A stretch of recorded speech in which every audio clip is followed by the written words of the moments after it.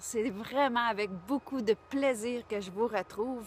J'ai plein de monde qui m'écrivent pour me dire à quel point ils aiment mes vidéos, à quel point ça leur fait du bien. Donc, je veux vous remercier parce que ça me fait vraiment du bien de vous entendre. Puis, c'est un grand bonheur. C'est vraiment un grand bonheur de partager avec vous mes élans, mes réflexions, ce qui monte spontanément. Dernièrement, je vais souvent marcher en forêt. C'est une des choses qui me tient vraiment beaucoup à cœur. Et je passe du temps avec un ami. Et il me fait remarquer, il dit, Myriam, il dit, dans tes conversations, il y a quelque chose qui revient tout le temps.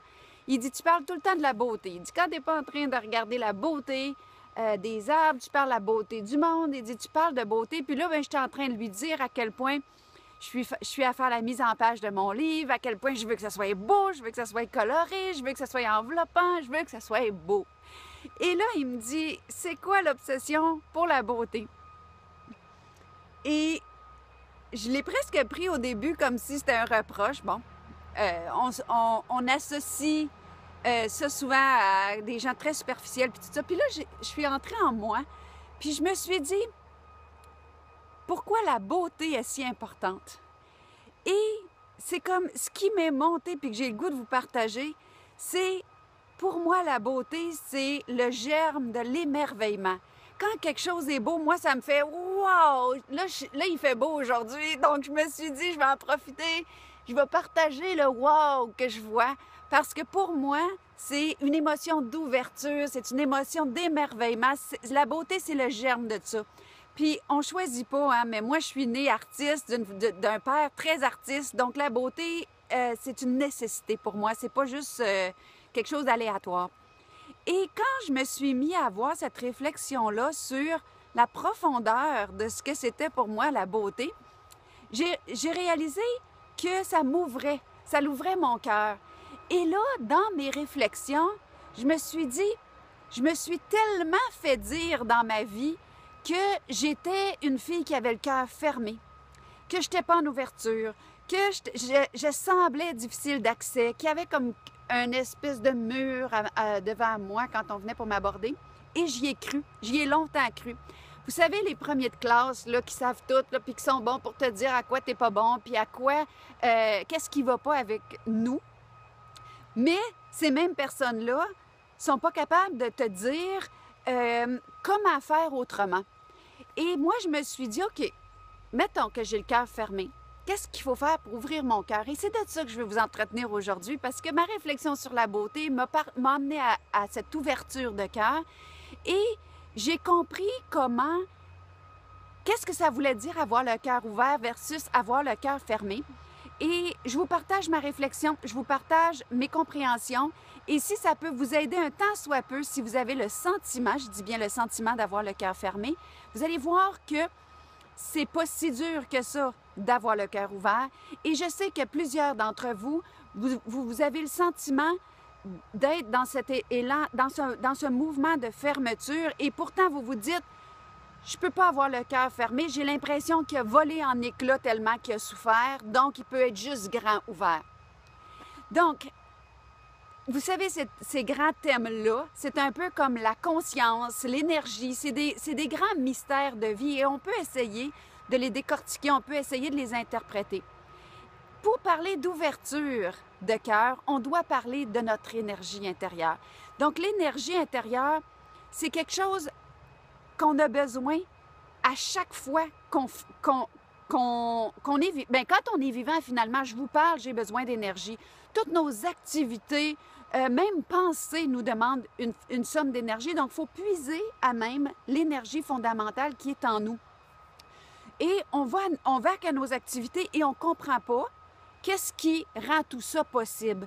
Donc, on se rend souvent compte de ça quand on est tellement bas en énergie que même penser à nos difficultés, ça nous demande trop d'énergie.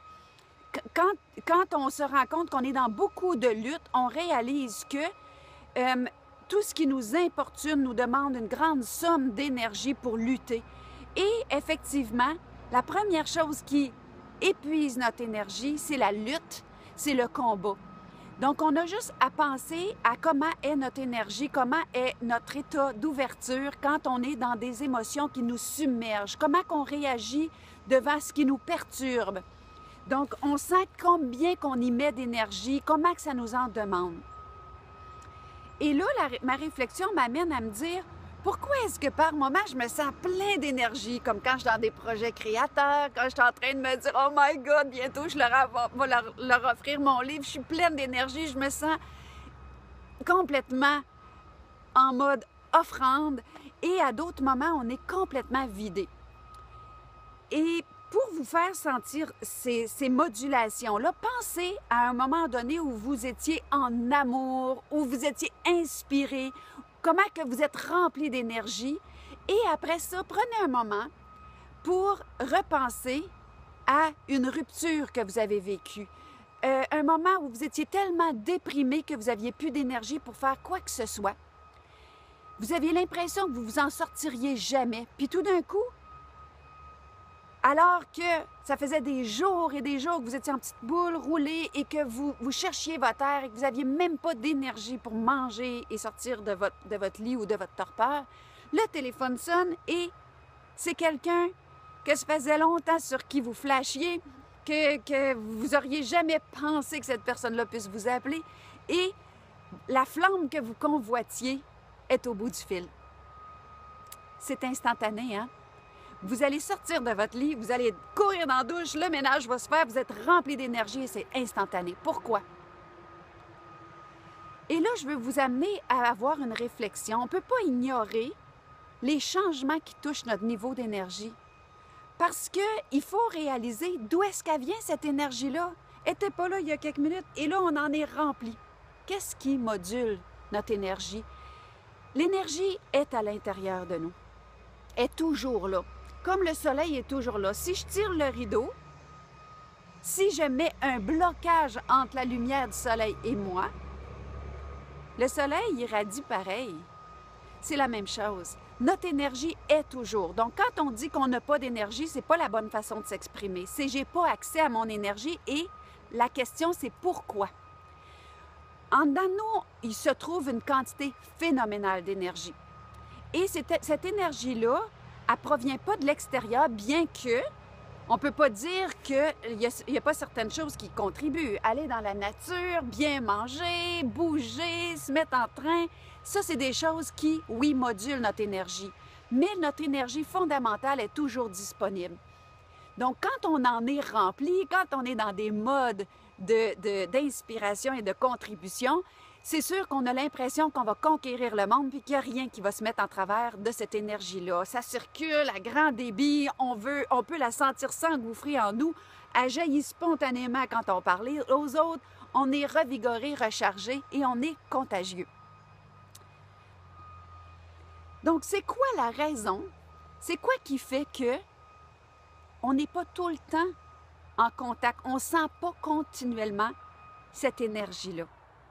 Et là, c'est exactement la même question que si je vous posais, qu'est-ce qui fait que on ne sent pas tout le temps notre cœur ouvert? Parce que jusqu'ici, je vous ai parlé d'énergie. Donc, quand on est en mode énergie, on est en mode ouverture, on est en mode émerveillement, contribution, on a le cœur ouvert. Ça veut dire la même chose. Quand on est en mode fermeture, c'est que notre énergie, on la bloque. On ferme notre cœur. Et fermer son cœur, vous allez dire, oh, mon cœur, il est physique, là, je veux que tu me parles d'une façon concrète. J'ai fait une vidéo il n'y a pas longtemps sur les résistances. Je vous propose de la visionner. Parce que c'est dans les vidéos que j'ai fait une des choses les plus importantes à comprendre. La seule façon qu'on bloque notre énergie ou qu'on ferme notre cœur, ça veut dire la même chose, c'est qu'on résiste à ce qui est. Je le sais que vous avez déjà entendu ça, bien des fois.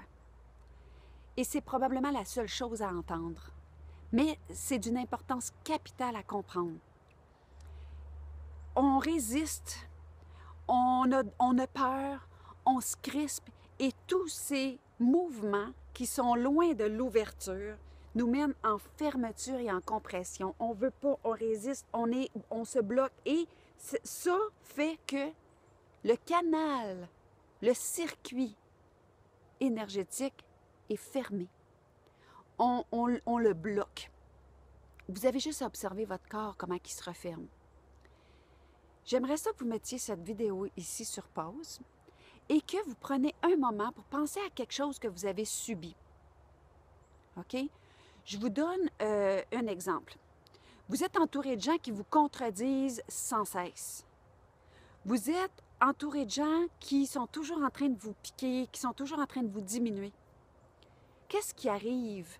Et là, je veux vous penser à une situation qui fait partie de votre réalité, on en a tous. Et je veux que vous sentiez, pas juste que vous pensiez la situation, que vous la sentiez, et que vous sentiez entre cet espace-ci et votre plexus, donc l'espace du niveau du nombril, qu'est-ce qui se passe physiquement? Qu'est-ce qui est là?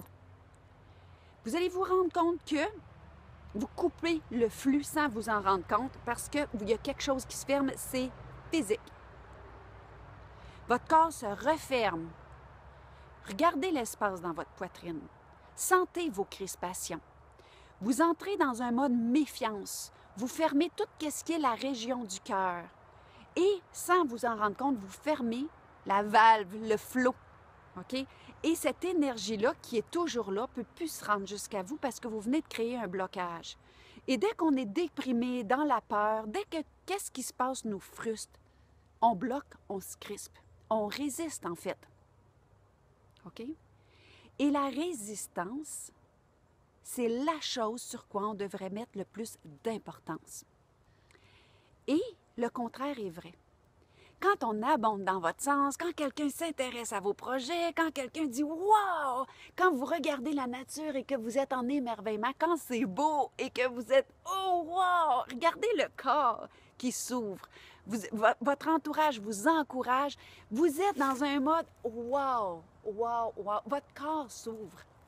Et pendant que vous ouvrez, le flux s'ouvre, vous êtes en confiance, la circulation reprend. C'est tout le contraire de la méfiance et de la fermeture.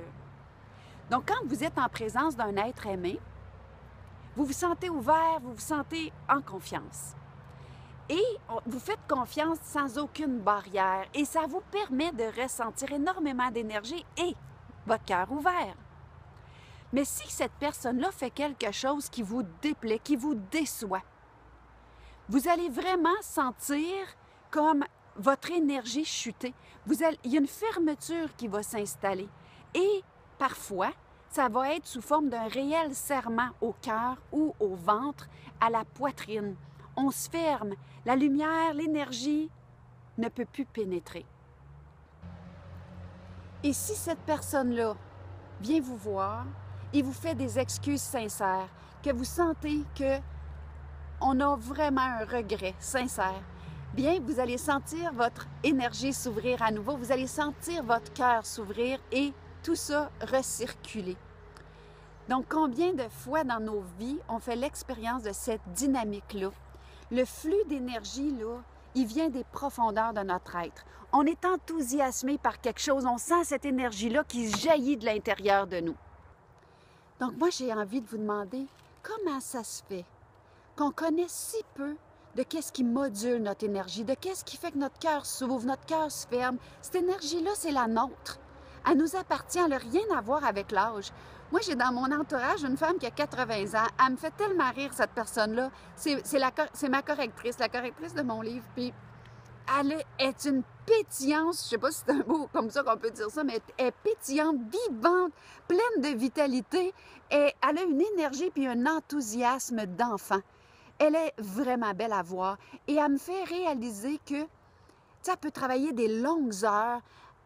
On dirait que son énergie n'a pas vieilli, mais c'est quelqu'un qui est complètement en ouverture. Elle est toujours émerveillée. Les êtres humains, pour elle, c'est pareil comme si c'est des nouveaux tableaux qui arrivent. C'est comme un nouveau roman qu'elle lit à chaque fois.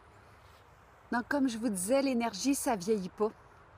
On peut garder notre énergie puis notre enthousiasme d'enfant si on garde notre ouverture du cœur. Donc, la seule chose qu'on a besoin, c'est de la réceptivité. C'est de refuser de se crisper, de se fermer. Et c'est disponible pour tout le monde, c'est tout le temps là. Et savez-vous, c'est quoi que ça demande? Ça demande la conscience. La conscience de regarder les mouvements en nous quand quelque chose nous déplaît, quand quelque chose survient. La plupart du temps, quand les choses arrivent et qui nous déplaisent, c'est comme si les autres nous présentent qui ils sont. Ils nous présentent leurs réactions, ils nous présentent leurs limites et on se crispe et on se ferme devant les limites des autres. On s'en vêtit alors qu'on pourrait juste être l'observateur, le voir arriver, le voir être et rester comme les arbres qui restent complètement juste les bras ouverts puis qui laissent passer, qui laissent traverser.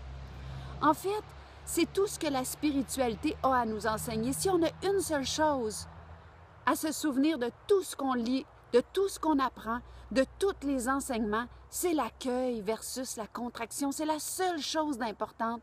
Le fait de voir les choses arriver sans les laisser entrer en nous, sans nous fermer, choisir de rester ouvert, sans fermer la porte d'entrée de tout ce grand mouvement énergétique, c'est la seule chose à savoir. Il n'y a vraiment pas 56 000 secrets ni lieux à atteindre. Il y a juste de vouloir vivre d'amour, d'inspiration, d'enthousiasme, de rester ouvert sans fermer la porte de la vie, parce que c'est ça, en fait. Hein? Moi, je me rends compte que je me suis fait beaucoup dire, comme je vous disais, que j'étais en fermeture, puis je viens d'un milieu très hostile, un environnement dans mon enfance qui était très, je vais dire agressif et violent. Et le mouvement qui s'est inscrit en moi, ça a été effectivement un mouvement de méfiance plutôt que de confiance. Quand je rencontrais les gens, je tombais toujours un petit peu automatiquement sur mes gardes. Et je la connais bien, cette sensation-là d'ouverture. Mais depuis que ma conscience a changé, j'ai comme compris ça et c'est comme si je m'exerce à m'observer. Je vois de plus en plus que j'ai pas à me protéger de quoi que ce soit parce que quand on est enfant, on sent qu'on a besoin de se protéger parce qu'on est fragile, on est vulnérable. Mais aujourd'hui, je suis une grande fille. Aujourd'hui, j'ai des ressources, j'ai cheminé, j'ai des habiletés, des aptitudes. J'ai tout ce qu'il faut pour faire face à mon environnement.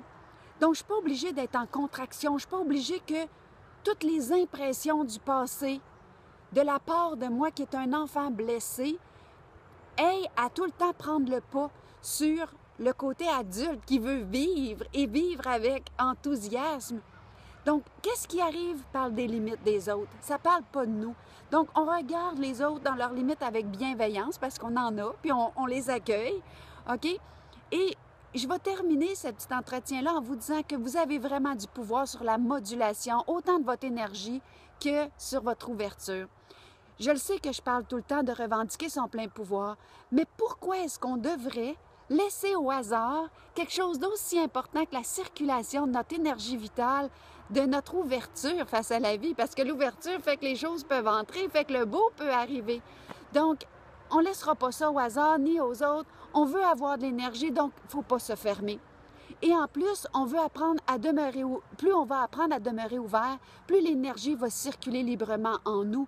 Et à chaque fois qu'on est sur le point de se fermer, bon, il faut se demander, est-ce que je veux interrompre le mouvement, le flux de la vie, ce courant d'énergie-là? OK, peu importe ce qui arrive dans le monde, décidez là, pour vous, une fois pour toutes, que vous ne voulez plus vous fermer. Fermer votre cœur, c'est vraiment vous couper et ça vous protège de rien. Ça vous coupe juste des sources d'énergie et vous garde emprisonné à l'intérieur de vous. C'est la seule chose qui est importante de ressentir dans la vie, l'enthousiasme, la joie, de voir le beau, d'aimer le beau, toutes ces émotions d'ouverture, de gratitude, de reconnaissance, d'être enthousiasmé par l'expérience de l'instant, quelles que soient les limites des autres, quels que soient les nuages qui passent sur notre ciel. Vous savez, quand on choisit, parce que c'est un choix, cette ouverture, cette joie, il n'y a plus rien qui peut nous tirer dans les bas-fonds. Les difficultés, c'est quelque chose qui est passager et je vous garantis qu'à partir de cet espace d'ouverture, c'est de moins en moins long. Nos difficultés, c'est de plus en plus facile de retrouver l'état où on émerge. Donc, moi, je pense qu'on cherche avec beaucoup trop d'efforts le chemin de l'amour, de l'enthousiasme, de l'énergie, de la spiritualité. Et pendant qu'on fait toutes des pieds et des mains, qu'on force de la tête ou d'ailleurs, on passe beaucoup trop de temps à définir qu'est-ce qu'on a besoin pour trouver quelque chose qui va nous mener quelque part. Puis moi, je pense que toute cette quête fait encore juste nous limiter. Alors que la seule chose recherchée, arrive avec le fait de cesser de se contracter. Si le monde doit être de telle ou telle façon pour qu'on puisse avoir de l'énergie et être en pleine vitalité, il y a un sérieux problème. Ça voudrait dire qu'on n'a pas de choix. Et j'y crois pas. On a le choix, en tout cas, d'être en conscience. La conscience de vraiment se sentir nos mouvements d'ouverture, sentir nos moments, nos crispations et laisser aller. Laisser aller parce qu'il y a une chose qui crée la souffrance, c'est la contraction. Je vous le dis, il n'y a rien d'autre. Ça fait assez longtemps que je cherche, que je regarde, que j'observe, que je m'observe. Il n'y a rien qui crée la souffrance sauf que la résistance. Donc, il n'y a rien d'assez important pour que ça vaille la peine que vous fermiez votre cœur et tous vos circuits d'énergie, parce que votre énergie, c'est votre vitalité. Il faut vraiment juste se détendre, se poser et se déposer à nouveau. OK? Laissant les choses être, suivre leur cours, se coucher dans la vague. Moi, j'étais le genre de personne résistante, OK? Ceux qui me connaissent me disent « Oh, il y en a une qui était une battante, c'est bien toi. » Et effectivement. Et j'avais l'attitude de « Je vais me croiser les bras sur la vague, puis je me coucherai pas dedans, la maudite, elle m'aura pas. » Mais la vie est plus forte que nous. La vie est escalée et la vague va nous ramasser. Et si on ne veut pas se coucher dedans quand elle arrive, mais non seulement notre résistance va nous faire ramasser, mais d'aplomb, en plus la vague va nous blesser, va nous faire rosser dans les bas-fonds, va nous râper sur la grève et va nous déculotter. Et on va invoquer les esprits, et on va chercher nos esprits, et on va être amalgamé à ce qui vient d'arriver de par la blessure qui va avoir été causée. Et quand j'ai réalisé que de respirer tout doux, de se coucher dedans, d'accueillir, d'accepter, ça nous détache, ça fait que c'est juste une expérience qui passe. Donc, honorez, respectez les situations, acceptez-les, faites ce qui est nécessaire, faites de votre mieux. Acceptez en demeurant ouvert, acceptez avec enthousiasme parce que la vie n'est pas statique. Elle a des hauts, elle a des bas, il y a plus, ça fait 3 semaines, aujourd'hui il fait beau, on en profite, on est en ouverture. Peu importe de quoi il s'agit, laissez voir qu'est-ce que ça fait en vous, observez. Et quand vous voyez vous êtes crispé, ouvrez. Quand vous allez avoir atteint cet état, votre niveau d'énergie va être tellement phénoménal qu'elle va jaillir de vous. C'est là que vous allez commencer à contribuer et à produire plutôt qu'induire. OK? Demeurez attentif. Quand vous ressentez l'amour, l'enthousiasme, profitez-en, ouvrez les digues. Les gens vont pouvoir sentir votre énergie. Vous allez devenir une source de lumière et surtout d'inspiration pour ceux qui vous entourent. Donc, on choisit de rester ouvert, de jamais se fermer, même quand on ne file pas physiquement. Moi, je dis souvent aux gens, quand ça ne file pas, là, observez comment vous êtes tendu. Vous avez mal à la tête, là, vous êtes toutes tendues, vous ne voulez pas avoir mal à la tête. Ouh, détendez-vous, couchez-vous dedans. Couchez-vous dans votre mal, laissez-le être, ouvrez-vous.